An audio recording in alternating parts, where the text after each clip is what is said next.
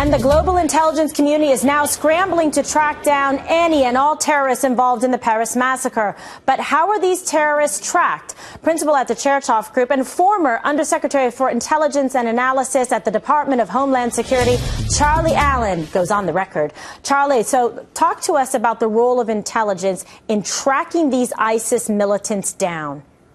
Well, we have a lot of capability. The United States is the most powerful intelligence apparatus in the world by a wide margin.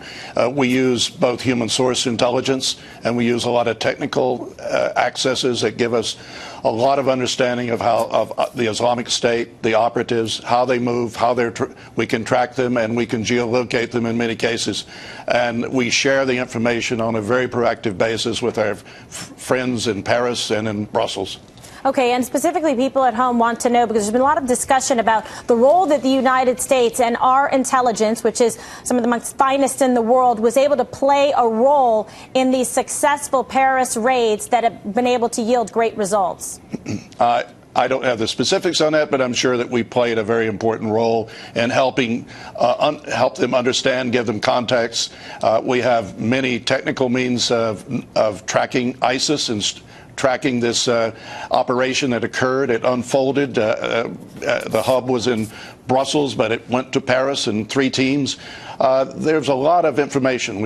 I'm sure the Paris got a lot of information out of interrogating people that were taken into custody, as well as in Brussels. But you combine all the interrogations, and then you combine it with other human sources we have. We have a very powerful counterterrorism center at CIA, and you just heard earlier about the work of the National Counterterrorism Center in looking at threats here to the homeland, inbound threats. We do an extraordinary job, and we are leaning forward. As today, the press spokesperson for the Department of Defense said that the Secretary of Defense and the Director of National Intelligence, Jim Clapper, a great friend, are leaning forward in ensuring that we share every bit of information we have with our partners in Paris and Brussels. Okay, so this is something interesting, and I want to tag back to what Catherine Herridge was talking about, because some people were wondering if there was a little bit of an intelligence gap in terms of, one of the individuals, we thought that he was in Syria. He's been able to travel quite, easily back and forth. What's the problem with why we thought he was out of the country and all of a sudden ends up, dead in Paris?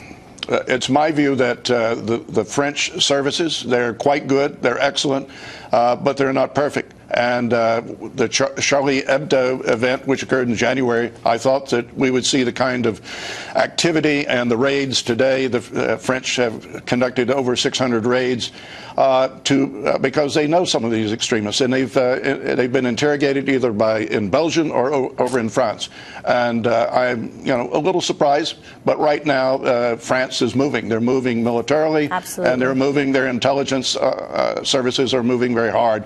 And I've worked with those guys, and they're very good. They're very good, and in fact, they got the job done, and they were able to nail them, and that's what counts, the end result there. Charles Allen, thank you so much for your time this evening, sir. Thank you very much, Kimberly.